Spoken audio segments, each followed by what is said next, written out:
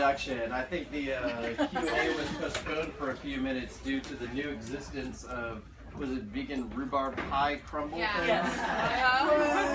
It tastes awesome and it tastes exactly like a Pop-Tart. Don't do it there? Don't do it anymore, Brian. Don't do it. So get them before they're gone. If not,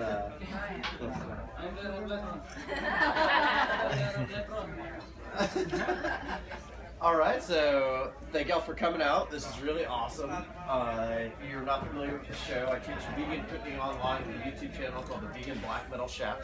And it's like a vegan cooking show, but there's no talking in it. And I record my own soundtrack to the episodes, and the lyrics to the songs in the episodes are the recipes and what's going on. And it's in a dungeon-like kitchen. I'm in face paint and armor, as you'll see on Friday. And the whole wait for our captain. Well, good morning, everyone. Captain. And the whole purpose of the show is to teach vegan cooking for the masses with ingredients that you could essentially get almost anywhere, definitely in any city, and essentially almost anywhere. And it's to teach people that you can make very high quality vegan food for cheap. It's not very difficult to make, and the ingredients you don't have to necessarily go to specialty stores for. So that's the whole purpose of the show, and I cheat in every way possible. And because in the real world, we don't necessarily have to grow our own wheat and mill it from scratch in order to make something. And so things exist out there. Spice blends exist. Different there's entire aisles of things in Asian stores and Indian stores. And if there's an entire aisle of something, that means they probably use it.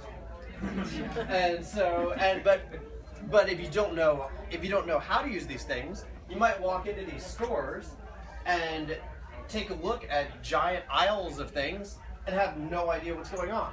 So that's again the purpose of the show, is to teach wide variety of vegan cooking, cheap, easy, as high and incredibly high quality, so that when people try it, you don't have to say, oh, you have to think about the health benefits and think about the fact that it's vegan. They're just like, wow, that's amazing. So I'll answer anything you want to throw at me, anything about veganism, life, but I ask that you only ask half your questions, because during the cooking demonstration, it will also be another Q&A. So one over here and then over here. Oh, yes, right over here. Sure. So tell us a little bit more about your beginnings with black metal. I think you're a musician yourself, right? Yes, correct. So black metal, as far as I know, is usually more on the dark side of things. Not necessarily very known for compassion and goodness. There's like blood and Satanism, etc. Absolutely. Absolutely. So how does that marry with what you stand for? Absolutely. So how does the whole black metal veganism thing come together? Really, they honestly have nothing to do with each other. There is no perfect thing that I'm going to tell you that it perfectly locks together. The only way that it marries in my case is that I'm a musician. I really enjoy black metal music and making black metal music, and when I made the Vegan Black Metal Chef project, I've been vegan now for about 15 or so years.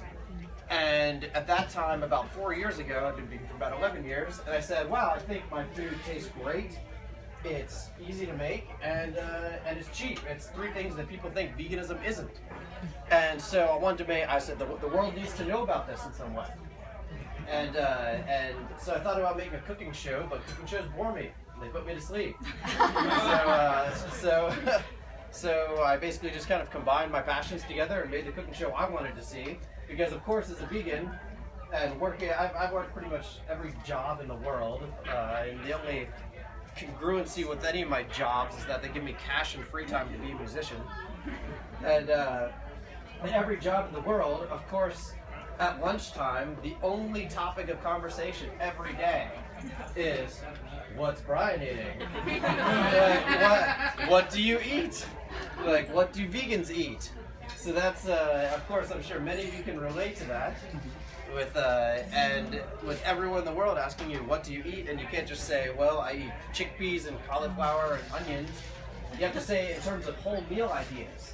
So you have to show people and some people have never heard of like a chana masala or another dish from various ethnicities. So it takes an hour to explain one whole meal idea of what's going on, and all they've gotten is one meal idea. It's like explaining a hamburger or a hot dog to someone who's never heard of one, and all of a sudden you've explained one or two things. So I really just want to say, just watch the videos. So I just made the videos that I wanted to see, and luckily a few other people want to see too. Over here in the order. I want to know if you can talk about vegan cheese and vegan marshmallows without profanity. I can't, obviously. What was the question? She said, can I talk about vegan cheese and vegan marshmallows without profanity? Because it's offensive to non-vegan. We had an incident on the Lido deck the first day where I got a little excited talking about various vegan products, and I guess a guy got pretty mad, and yeah, it's kind of entertaining. One over here and one over here.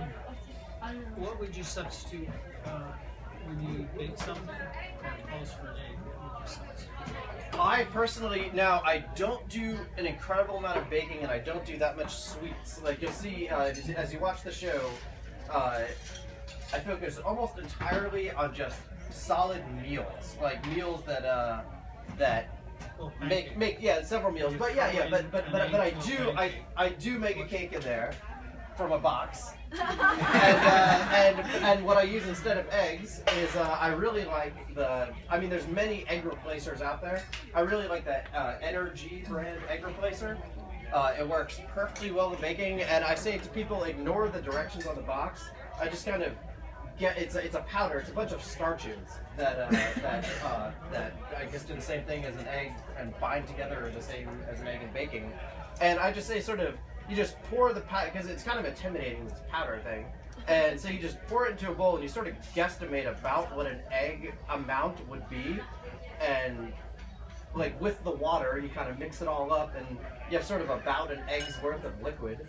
And I err on the on using a little too much side as opposed to too less. I've never had a problem with using too much of it, although once when I used too little, it fell apart. But I've never had a problem with using a little too much. I think it fell apart when I tried to follow the directions on the box.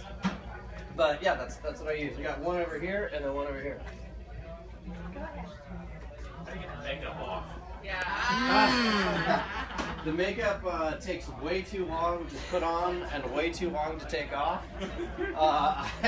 Now, a lot of people have all sorts of different little fancy things. I just take some paper towels, wet them, put some soap on it, and kind of scrape it off. Yeah. Like every woman, when I say that, cringes. It's like, what are you doing to your skin? Every man's like, All right. paper towel, soap, yeah. Makes sense. And one over there, and then one over there. So Francie said that she owes a lot of the vegan vacation at sea, like to use. Like, can you kind of elaborate on that? Like how it kind of started? She gives me way too much credit for that. Brian gets props. For those of you who do not know, one of the questions and answers about Brian is what a wonderful person he is, and the answer is a resounding yes. That's right. Yeah, Brian. And the reason why is a friend of ours who is into black metal, who is not vegan, he's actually a friend of Kurt's. He said to Kurt, hey, have you ever seen this guy? And he shared his video to Kurt's Facebook page.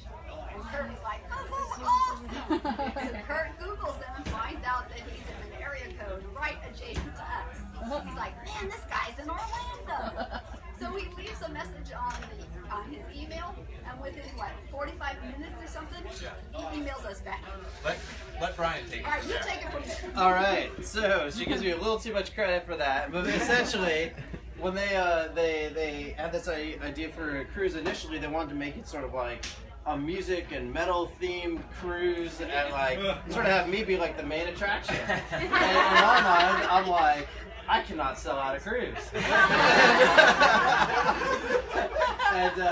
And so well, I have a decent following. The following is very mixed of vegan, non-vegan, and many different socioeconomic statuses of people, and this, that, and the next thing. It's a very heterogeneous group, which is really cool because it's very stable in that sense. But it's difficult to market something like a cruise to them, and or to all of them, I should say. And so knowing that I could not do this on my own, I had met Miyoko at Chicago Vegan Mania years ago, and she blew me away with her abilities. So I'm like, Miyoko's like the one to get on here, and I knew the vegan zombies from the YouTube show, and I toured around Australia with Isa Chandra Moskowitz, who was on the last tour, and so I'm like, hey, we should contact all these people, and it will the synergy of all of us will be far more effective than what I could do alone, and It's working. there you have it. That's but yeah. But Thank you, Brian. yeah, no problem. Thank you. I bow down to all of you, seriously, and especially you all that like taking a chance on the vegan cruise. Once again, this is the second year. The first year we had so much fun. Second year we hope to have even more fun. But it's only because of people like you that take chances on these things and say, you know what? Like even though we live in a very non-vegan world, and cruises are about the least vegan thing possible.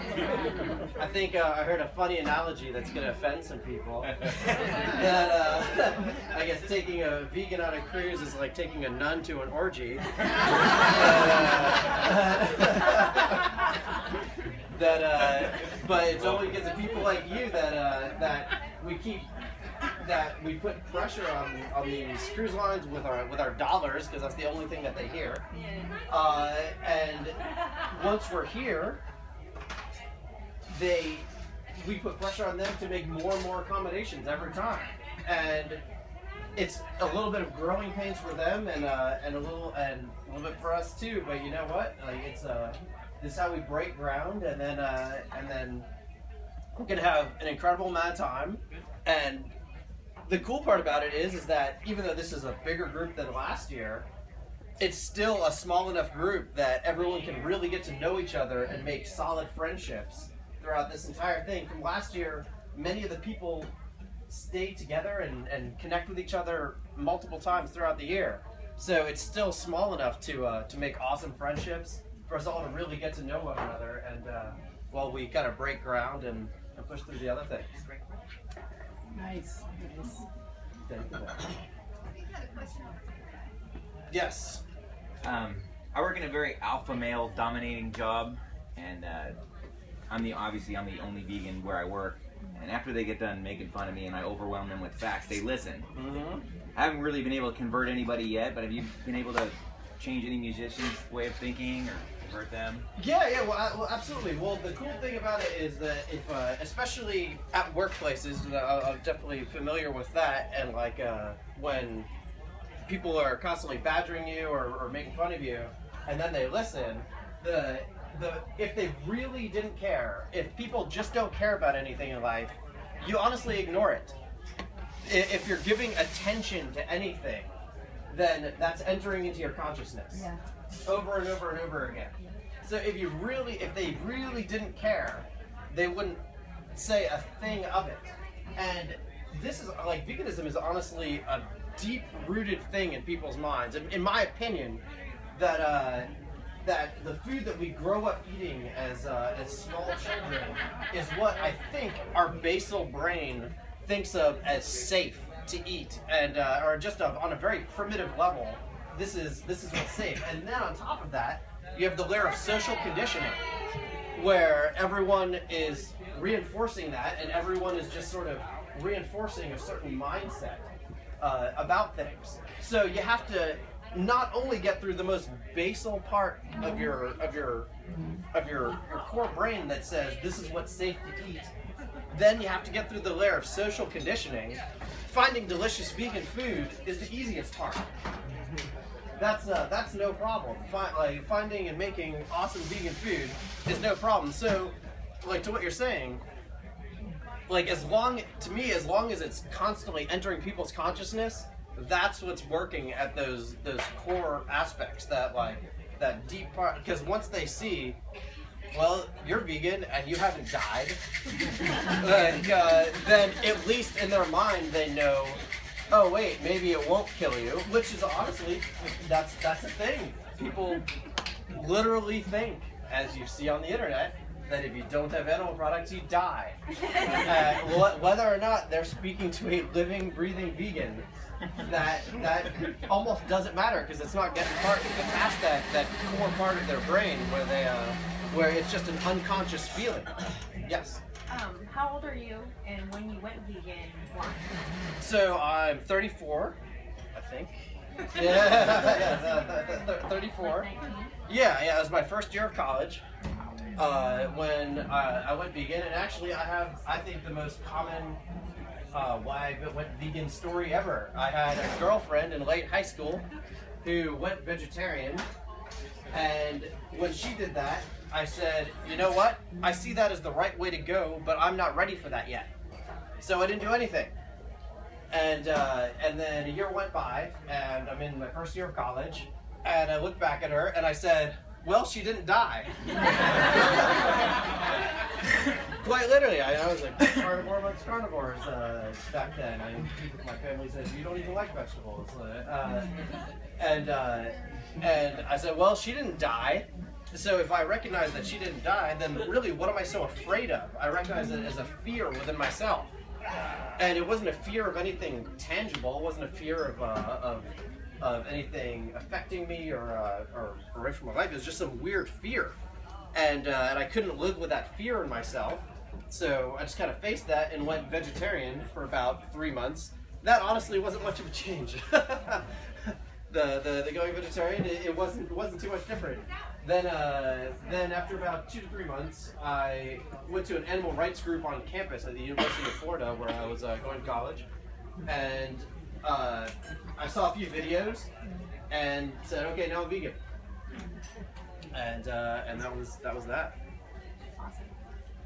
You're still alive? I'm still alive. Still alive, yes. How did you learn how to cook? Did you go to school? Did you just make a mess in the kitchen until you got good? Yeah, well, absolutely. So I did not go to culinary school. I went to school at University of Florida for behavioral neuroscience and computer science.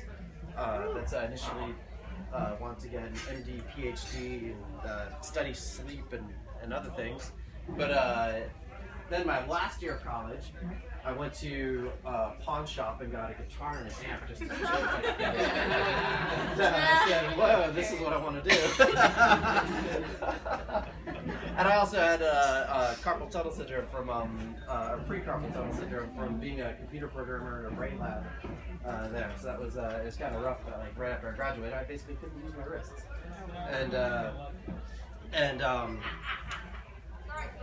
I think I strayed off the path. What was the How did question? you learn how to cook?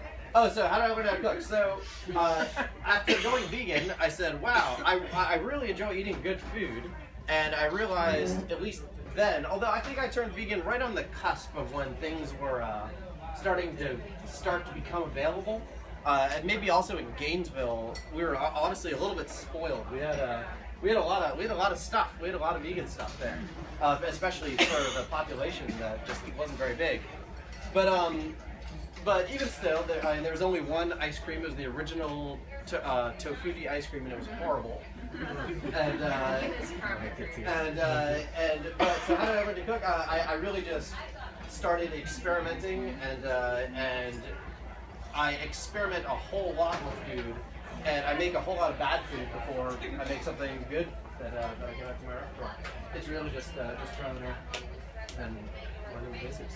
I honestly don't even really know where I'd go to school, excuse me, to really learn kind of what I do now, the whole veganism for the masses thing. Like you can go to school and learn more other aspects, but I don't know. I mean, I'm sure like a culinary school could teach me a lot, but I enjoy the self-topic. Any other questions? Question about your videos. They're very elaborate. Yeah. You're doing everything yourself. You have a team or crew that you can fall back on to perhaps. Thank you. That is what I will say yes to that in the future. However, at the moment, the videos are actually it's a completely one-person show. It's just me and a tripod that films everything. I have a swivel screen on the camera so I can see what I'm doing. I shoot with a Canon T3i for the people, tech junkies out there.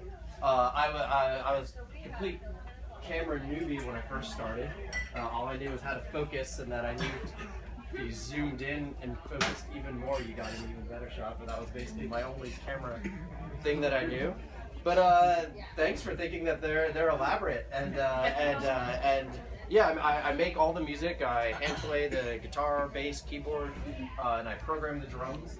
I do the vocals. I do all the mixing, mastering, audio production, and yeah, it's a lot of work. That's why the videos kind of take a little while to make. Is that they're definitely a lot of work. How many videos do you have? What's your favorite video? How many videos do I have? I have 19 sort of numbered episodes, a few mini vlogs that I recycle the music from for others, and a couple special editions that various companies have essentially paid me to promote the products, like Breville juicers and things like that. The talk on your band? Oh yeah, and I also have another hidden channel, a private channel on my Patreon site where I make slightly less produced and like shareable videos for people that just want more cooking instruction, and it's going to be all the videos that are going to be in the cookbook, which should be obviously. So, and bands? Yeah. Of course, I have a few. I mean, I love. I grew up with. I've been listening to metal for a very long time, honestly, since like first grade or kindergarten. My first tape was Motley Crue's Dr. Feelgood. I had a friend that was a year or two older that was into it, and that's what got me into it back in the day. I mean, I guess I grew up on hair metal and old school thrash, like Metallica, Pantera, Slayer, and then got into black metal actually slightly later on in life, in college, and I didn't like it when I first started it. I was like, get this keyboard's out of my metal, and but then it grew on me, and I guess bands that are in constant rotation are Dimmu, Emperor, and Marvel. Quite a few of the classics. Measurement. You don't like measurements for your cooking. How did you get past that for your cooking? Absolutely. So if you watch any of my videos, you will not see any measurements. And to me, part of veganism is liberation. And to me, I want to liberate my mind to get out of the idea that you have to have an exact amount of this, an exact amount of that. We all have different flavor palettes, and this is not baking. That's why you don't see much baking in my videos, because you do need measurements for baking, and it's completely different. But with regular cooking, you can follow. To me, as long as you know the concepts of how to do things, the methods and the concepts are infinitely more important than how much of this or how much of that.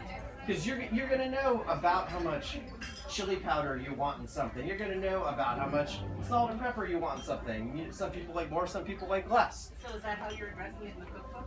Yes. And so the cookbook has picked, since I'm a very visual person, and quite honestly, I don't like cookbooks. I tried to write a cookbook for someone that doesn't like cookbooks. And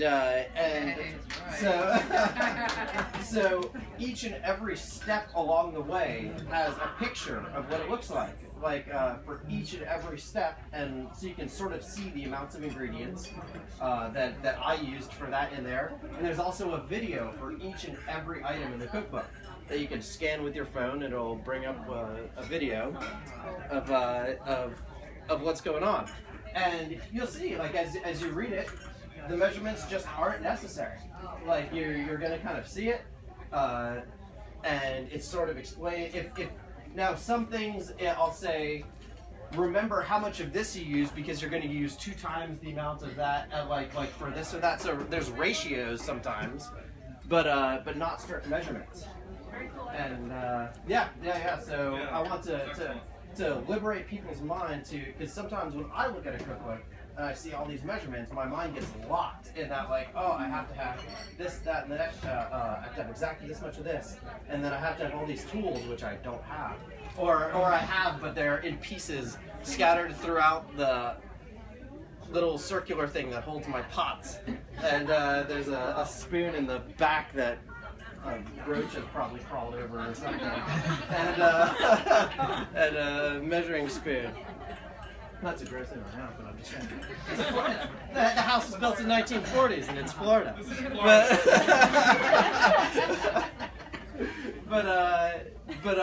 Yeah. So yeah. I don't have these tools handy for me, so I wanted to make something that they don't need to.